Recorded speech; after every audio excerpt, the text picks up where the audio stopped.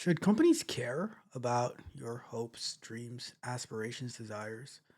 Should companies care that you don't want to grow and just want to keep the same position for ever, for as long as you can hold on to it? Or should companies want to actually grow and expand and want those who want to grow with them to bring them along? What is the role of the employee in a company as well as the employer in a company.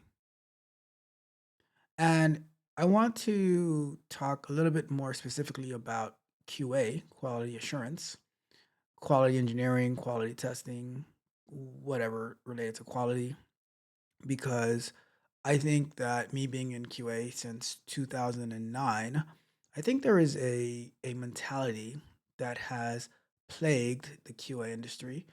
I'm not exactly sure where it comes from, but I always seem to hear about the people in QA crying and complaining about, these are the type of things that I hear. I'm undervalued. I'm just here to let you know what I found. I'll let you know what I think the risks are. I don't want to learn how to code. I don't need to understand the underlying technology. I don't need to be technical. Quality. Quality shouldn't have deadlines or a budget or anything like that. And I think when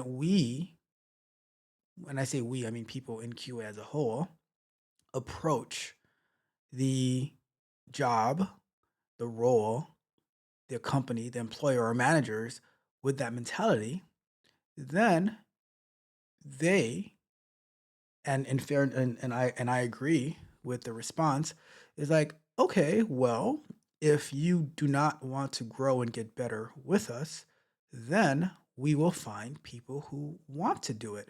And if we have to take the developers and go through that painful transition of having some developers using their development background and acumen to be quality minded while there might be some growing pains at it, at least we'll have a group of people who are going to keep up with the times and the technologies instead of a group of people who have the mentality of I don't want to do all of these things. Okay. So, with that being said, welcome to another episode of Candid Conversations hosted by yours truly, Tech Coach Ralph, where we are engineered to win. In today's episode of Candid Conversations, I'm going to be talking to you about the mindset and the mentality that I believe plagues a wide range of people in QA, QA engineers, QA testers, people who are stuck on the past, on how things used to be, and they do not want to grow. With that being said, before we go any further, do me a big favor, and you might want to.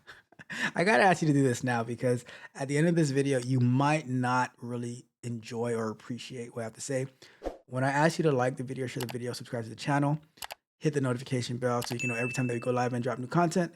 It is quite possible that your like might turn your thumbs up might turn into a thumbs down at the end of the video. But guess what? I gotta tell you the truth. I have to be honest with you. And that's all I can do. That's all I can be. So share it now because I don't want you to regret. I don't want you to change your mind at the end of the video. All right. And do me a favor as well. Go to techcoachralph.dev. Sign up for one-on-one coaching with me where I can help you level up, where I can help you change that mentality, where I can have you be a warrior, a tech barbarian. And also I share content. I share exclusive content on how to use different platforms efficiently and effectively, not for the nonsense that we currently see it being used for, using AI, using LinkedIn, using Glassdoor, how to have an effective resume, how to properly prepare for interviews. I share my Scrum nights and I share the sprint reviews that I do with my tech barbarians to see how they are leveling up, how they are developing their skills in this tech game. All right, that is techcoachralph.dev. But with that being said, let's get into it. So I was saying that, I think that QA technologies continue to advance. And what do I mean by QA technology? So we have we have Selenium that is on version 4. I remember when I first got aware of Selenium, I think we're barely on version 3, and this is back in like 2015ish.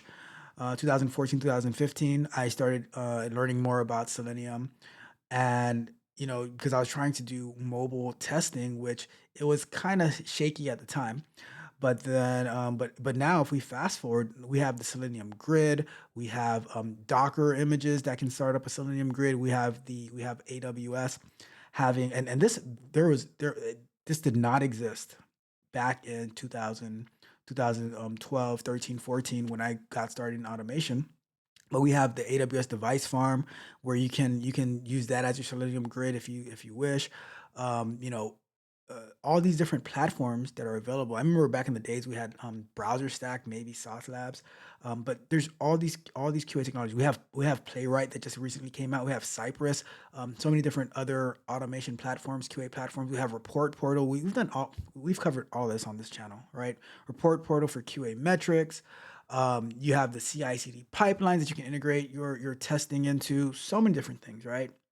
So the QA technologies and the QA innovations and the ability for QA to play a fundamental and instrumental role inside of the development pipeline is crazy.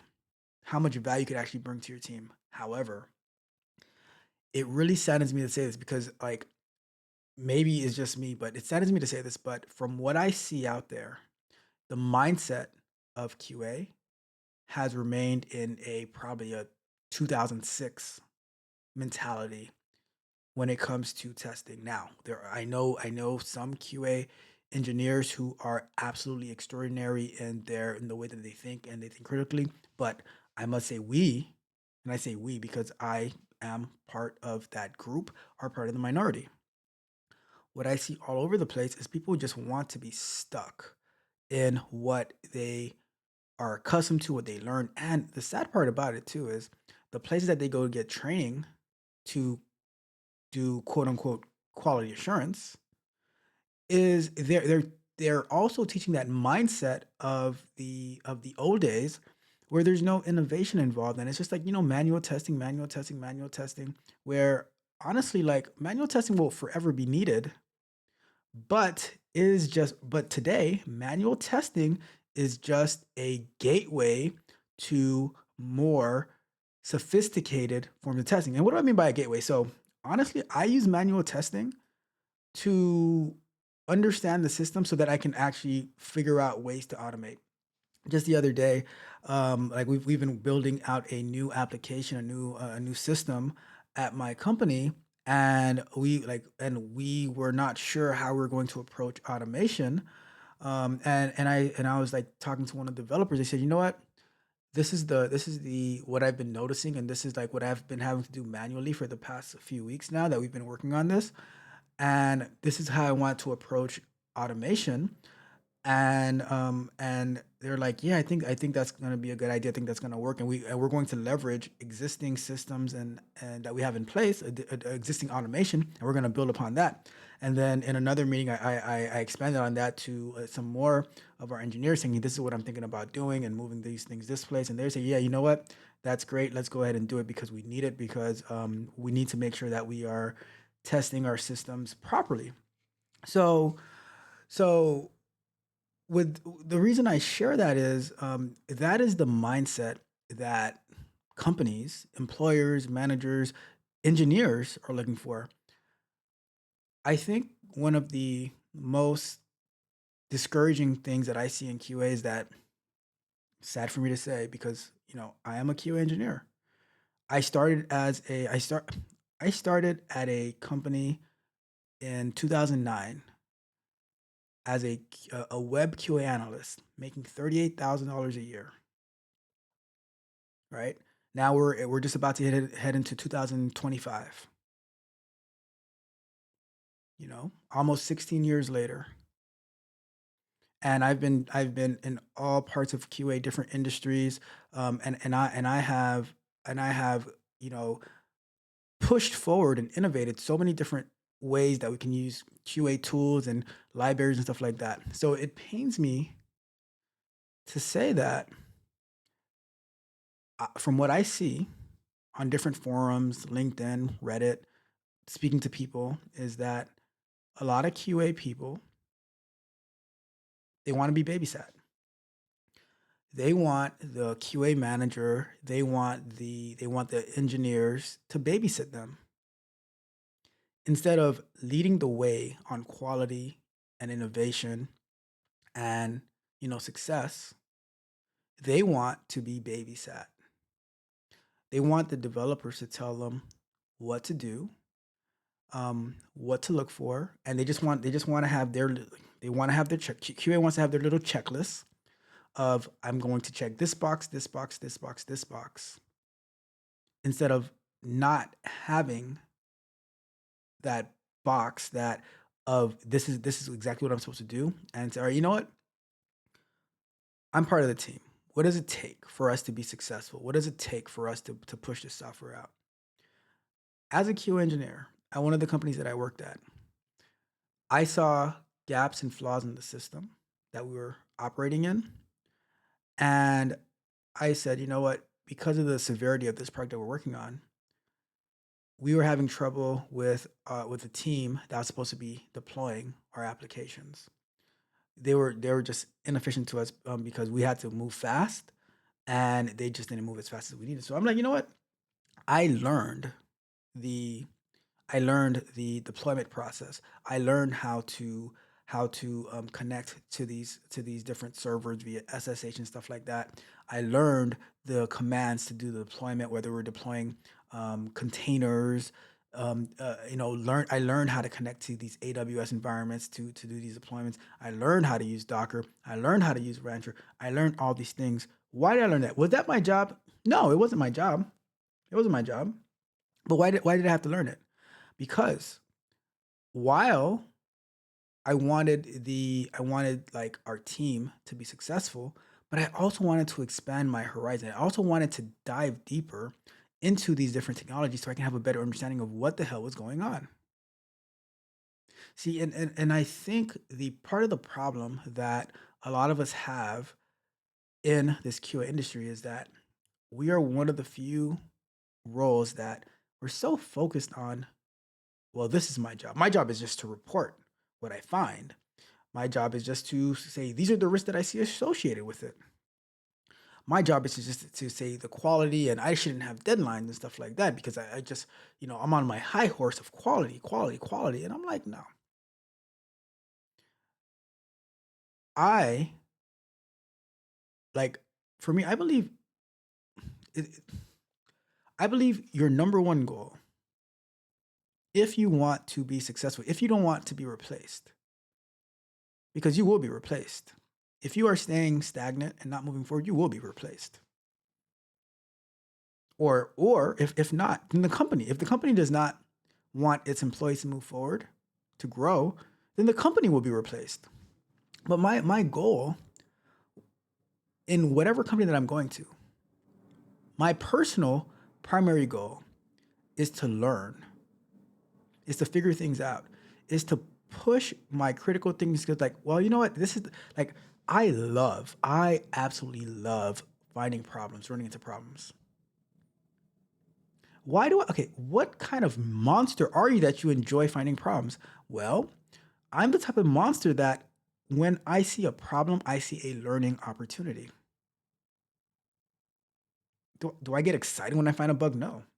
But do I get excited when I know what's the cause and how we can fix it? And then one thing that helped me so much in my entire career is like, when I'm investigating, when I'm troubleshooting, coming from a tech support background, coming from somebody who was changing his first video graphics card and changing memory on computers at like 10 years old, so I could play NBA Live 98 or something like that on the computer because I didn't have a gaming system. Coming from that background, wanting to figure things out. So now I taking that and I'm like, all right, well, I'd be doing QA, and I find, we were working on a React app, and I find that the web page goes blank. So as a QA engineer, what's my job? Well, I can create a defect, I can create a bug, and I can say I can send it to the web developer and say, hey, when I go to this website, I get a blank page, and that's it, right? And yeah, I did my job. Cool. But what did I really learn? Absolutely nothing. So what would I do? Well, I said, you know what? I am going to go into the I'm going to go into the Chrome developer tools, and I'm going to go to the console. So when I click on that link, what is the Java error that I'm getting? Or not the Java, but what is the error that I'm getting? What is the JavaScript error that I'm getting? Right? And it'll tell me whatever the error is. I'm like, what does that mean? So I would do a Google search about this error, and it says, oh, this is what this means. I'm like, okay, cool. So now I have that knowledge. And then when I create my defect, I add that not the cause, but I add like, hey, so this is the issue that's happening. This is what I expect to happen.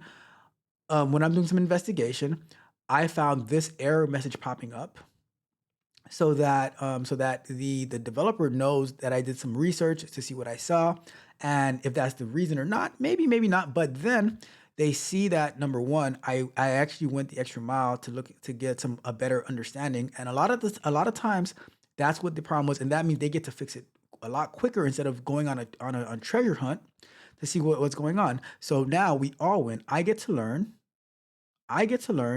They get to figure out the issue quicker and fix it quicker so then we can do regression testing and retesting and get that wrapped up. I never had the mentality of, you know what, my job is A, B, C, and D, and I got that checked off my list, and it's gonna pack up my bag and it's time to go home. No, I wanted the job to be finished. I wanted things to be working.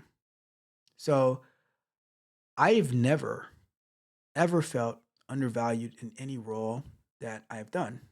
Why is that? Because I create my value. I have never, ever waited or expected somebody else to define my value for me. Nope. Because because I know the way that I work. I know what I do. I know what I find.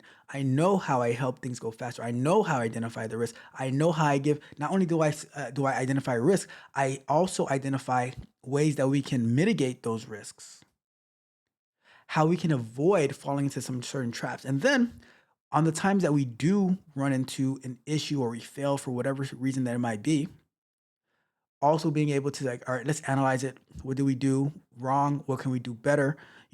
I partake in like people complain about meetings, and I'm not a quote unquote fan of meetings, but when there is a meeting that's happening, I do partake in it because I want to make sure that there is a voice for quality and insightfulness and critical thinking available from a quality perspective.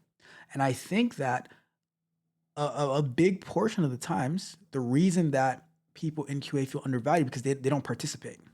How can you be valued if you do not participate? You only show up to say, "Hey, there's a problem here. Hey, I'm just here to let you know what I found. I found a problem. Now, if you want to fix it or not, I don't care." What what kind of mentality? What kind of team mentality is that?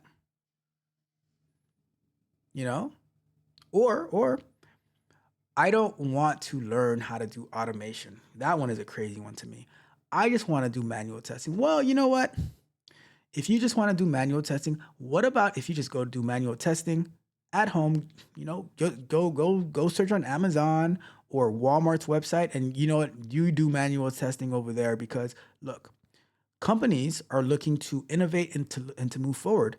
They're looking to leverage all of the technologies that are available so they can be more efficient.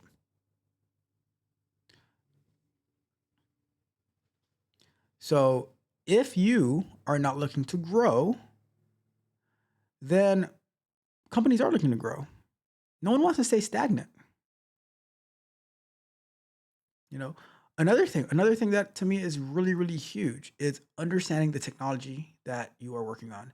You don't have to be an expert on the technology, but if you're working in like the mobile communications industry, I would say it's imperative. It's very, very important for you to understand how mobile technologies, mobile communication works, mobile marketing works, SMS, MMS, RCS, all those things if you're working in that field. A lot of times, QA, they just want to focus on seeing if something works or not, but you don't even have an understanding of why it works or why it doesn't work. How does the industry work? How does the technology work? So every field, because I've been in many different fields and sectors and tech, right? And I'm like, I've learned so much about that field, whether it's proxies and website translation, whether it's mobile communications, whether it's like how the healthcare industry works with regulations and stuff like that, or now in video streaming technology, you know? So it's developing your technical acumen, your technical skills is so important. But a lot of times we don't want to do it. And this is the thing that drives me crazy when we have these, these gurus who've only been in the industry, specifically in QA, for about a year, if that, because they got lucky and they snuck in through the back door, thanks to the pandemic. And now they're like the experts in the field. And it's like, and the information that they're giving you is like, oh well, go and learn manual testing, and you can get a job making all this money doing manual testing. And then you go and you pay all the money, and then you go and you apply for a job, and you search on LinkedIn, you search on Glassdoor, and you see that there's no manual testing jobs available. And now you're pissed. And then you want to come to me and says, "Well, I took this course, I took this boot camp, and can you help me find a manual testing?" I'm like, "Well, I'd be more than happy to help you find the manual testing job if you can find me the manual testing job you're trying to get." They don't exist because all jobs require you to do manual testing, but that is just a small part of it. You have to start understanding the CI/CD pipeline, but you don't want to do that. You have to learn how to automate, but you want to do that. You have to learn how to contribute into these meetings, but you want to do that. And if you learn those things, right, over some year, like over, a few years and a few years in, you can start building up the skills and the experience that you need to say, all right, if the company that you're working for now doesn't want to pay you more, you can say, I'm going to apply for another company with this experience under my belt, and you get a much higher raise. You get you get more money, right? Or and you can go back and forth doing that. Or you can grow within that company, get promotions and stuff like that. But instead, you would rather try to juggle 5 jobs to get that money right now. And some people tell me, well, some people need the money right now. No, you don't. No, you don't. Don't give me that. Don't give me that. Because you didn't have it before and you were surviving then, right? So you don't really want to grow in the field. You just want to make a quick buck. You just want the fast money. And now they end up finding that you were incapable of doing the job. And then you want to go complain that you can't find a job after you had 3 to 5 jobs. You got fired from all of them because you didn't know what you were really doing. And then now you're complaining online about being undervalued and that you had deadlines. But the reason that you the reason that you couldn't meet your deadlines is because you're trying to do 5 jobs at the same damn time. And you put a stain on the position, on the field, on the companies that you claim to work for. So now these companies are saying, you know what, we're not gonna take this chance with these entry level people who are trying to get 5 jobs at the same time.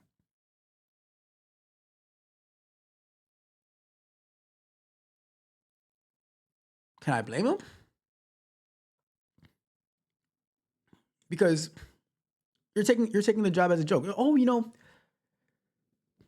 now if you get hired as a contractor, that's one thing. I don't really know much about contracting and QA and stuff like that, but when you say, "Oh, I have all this extra time to do 5 jobs," right? Well, do you really? Because you could be learning about the technology for the company you're working in. You could be learning how to actually write code and write automation tests and learning Playwright, Selenium, Cypress.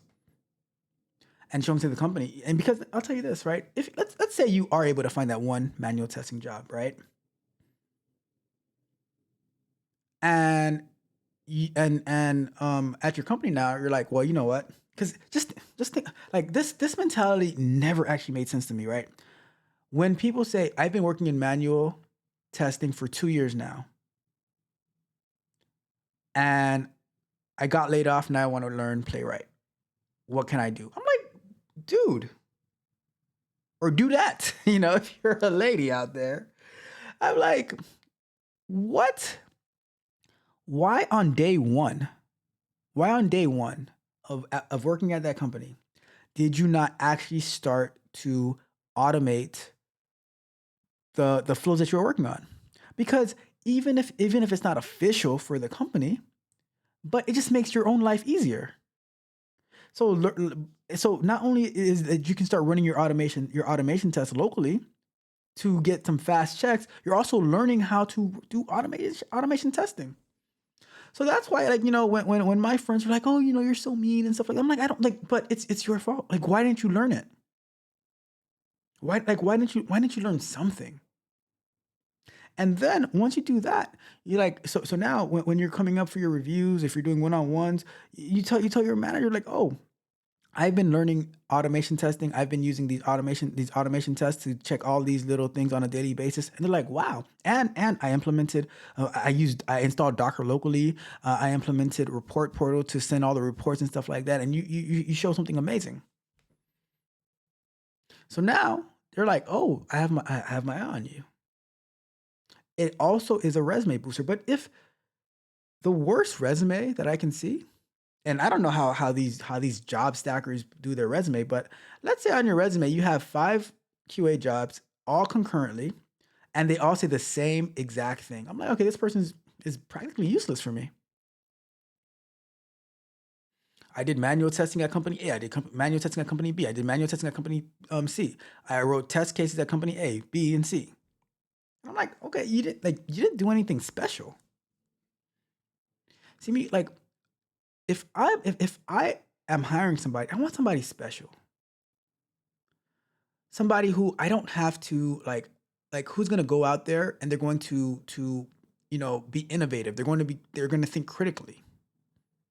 They're going to want to understand the work that they're doing so that I can see, okay, you know what? You might be making this much right now, but in about 3 to 5 years, you're going to be in charge, or from the perspective of the employee, the person applying, like I might be accepting this role right now, making this much money, but I'm going to leverage this position to learn about the industry, to learn about the technologies, to learn about how to innovate, how to optimize, and all this type of stuff, how to integrate AI, and I'm going to dedicate my time to that. So now, where in 3 to 5 years, where if either I am promoted to a very well paying position at this company, or I take my talents to South Beach and I say, all right, you know what? I leverage all that on my resume, showing all the amazing things that I did, so I can go apply at company B. And they're like, wow, this is pretty impressive. You know what? We're going to offer you 50K more.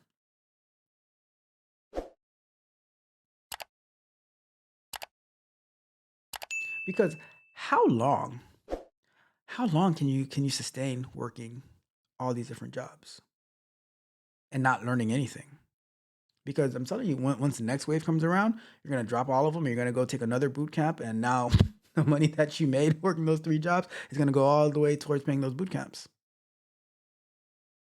So that's why it's like the mentality that I see a lot of people in QA approach. It's a plague, and that's why you always feel undervalued. You feel that, oh, I'm just here to like I'm just a news reporter, right? I'm just a bug reporter. I'm just a defect reporter. I celebrate finding defects. I don't celebrate finding defects. I don't like finding defects because I'd rather prevent them before they actually happen because I know how much a defect costs. If a engineer create something with a defect and I catch it even in development phase, right? It still costs money. So I'm like, you know what? Let me see if we can have a conversation so that we can prevent these defects from happening in the first place, you know? But in order to do that, you need to be able to understand the technology. You need to be technical. I think that while there are some roles in tech where you quote unquote don't need to be technical, I think the more technical that you can be, the better you're going to be at your position because you're able to understand what the crew is saying, what the engineers are saying, what the QA is saying, what the DevOps are saying, what the cybersecurity folks are saying. So when you have a technical product manager, you have a technical scrum master. They don't have to be like the most technical people in the world, but they should they should be able to understand the conversation. And that goes the same for QA. See, I think QA needs to be more technical. You know, and if everyone else has deadlines, then QA should have deadlines as well, right? To wrap it up, I'm gonna say this right. I think that it's going to be an everlasting battle between the employers and the employees if we continue to approach it from an entitled and adversarial view, right? If it's QA versus the engineers, it's going to be a problem. If it's QA versus the managers, if I'm just here to report the problems that I'm finding and I just you know wipe my hands and I walk away, it's not going to work. Not going to work at all. We have to work together. We have to team up so that we can all be on the same page, on the same side, so that we can be successful. At the end of the day, I just care about success. I want us to win. I want myself to win. And I win through learning, through being innovative, and the team wins by delivering amazing, successful software. As other industries continue to evolve with the times and with new technology and stuff like that, QA must adopt an innovative practices, an innovative approach, innovative patterns, innovative technologies. They're being created, so we have to embrace them. If you think you're just going to stay the same, you're going to stay stagnant. There are some alternatives. The jobs that you are trying to hold dearly on over here, that's been doing the same thing for ever, it's so easy to send those overseas, and they have been doing that, and that's why you get mad. That's why you get mad, right? Because they send them overseas. Or the other thing that's already starting to happen is they're going to build technology to replace the basic work that you're so hung up on. I say, let's find ways to get rid of the basic work. Let's run towards innovation. How can we use AI? How can we use learn more about automation practices, CI/CD pipelines, all those things, AWS, the cloud technologies, all that stuff, right? And I know the fear is always, oh, are they going to replace us? I'm not afraid of anything replacing me because guess what?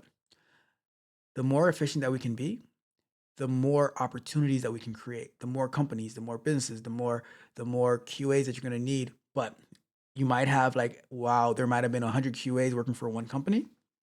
Now you might have one QA, like you have 100 companies and one QA at each company. So you still have 100 QAs, but you have a lot more innovation and you have a lot more rain and a lot more growth. So I'm not worried about anything taking over any particular role. I'm excited. I'm looking forward to more people doing more amazing things and QA being required to test all these different little things. So it might be less QA at a company, but there's more companies to spread the wealth. However, if you keep that mentality that plagues you as a QA person, then you won't be chosen. And I think that's okay because not everybody is going to make it. If you think that you're going to be sticking to your old practices because you want the world to revolve around you, I'm sorry, it does not revolve around you. It does not. So it is your choice if you want to move forward and grow, or if you want to continue to complain that things are not the way that they used to be. Nothing is as it used to be. So it's your choice whether you want to move forward or not. With that being said, I am going to wrap up this video. Thank you guys so much for tuning in. I know it was a little bit tough. I know I was kind of like punching hard at my QA people, but the reason that I do it is because I am one of you. And I know how tough it could be to be in this field. But for me, it has always been very, very rewarding. I've never really cared about reviews and all that type of stuff. I just want to learn more. I just want to be successful, and I just want to run it up. All right. So with that being said, I'm gonna get out of here. Thank you guys so much for tuning in. Do me a big, big favor on your way out. Like the video, share the video, subscribe to the channel, hit the notification bell so you can know every time we go live and drop new content. Leave me a comment if you disagree. And for this one, if you don't like what I said, it is perfectly okay to give me a thumbs down as well. To dislike the video, it's fine. It's fine. Because I just gotta tell you the truth. I gotta be honest with you, all right? I want you to win. I want you to be successful. And I think the mentality that a lot of people have pushed out there is the enemy of success. And I don't want you to hate success. I want you to run towards success, okay? Lastly, go over to techcoachdrive.dev. You can sign up for free. Tons and tons of exclusive content. I have some free content over there as well. And if you need one-on-one coaching from me so that you can you can unburden yourself of this plaguing human mentality, you can sign up for one-on-one coaching. I can work with you one-on-one, whether it's QA, whether it's cybersecurity, whether it is software development, whether it's DevOps and cloud engineering. I have a plan and a solution for you so that we can run it up together. That is at techcoachralph.dev. But with that being said, thank you for tuning in to this hard-hitting episode of Candid Conversations. This is Tech Coach Ralph. We are out. Heard you made a plan. We started but then moved on. You get tired and head for the hills and that was it. Made me think about what people say. Why do people hate success? They say they want it, but when the work unfolds they run. Old men say you keep waste your time with people who aren't serious. Not me. That doesn't mean we didn't love the memory or change our mind with memory. Or do we die with memory? Oh. Why do people hate success? They say they want it, but when the work unfolds they run. Don't you know? Old men say you can't keep wasting time on people who aren't serious. Cause it's an illness mankind fear. Time waste. We've been doing it since Christ walked in, maybe before. That's why I know if I love you, you're never forgiven. But I figured out like science, they need us. They don't like it if you so about it. I know, but why do people hate success? They say they want it, but when the work unfolds they run. I mean, don't you know? Old men say you can't keep wasting time with someone who's unserious. I know you ain't talking about me. Oh, why do people hate success? They say they want it, but when the work unfolds they run. I mean,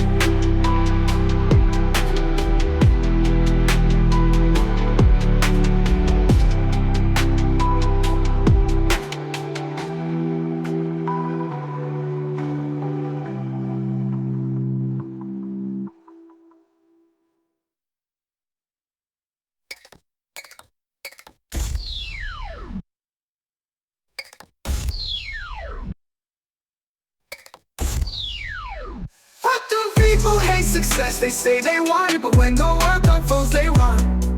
I mean, don't you know you can't keep wasting time on people who aren't serious? I know you ain't talking about me. Why do people hate success? They say they want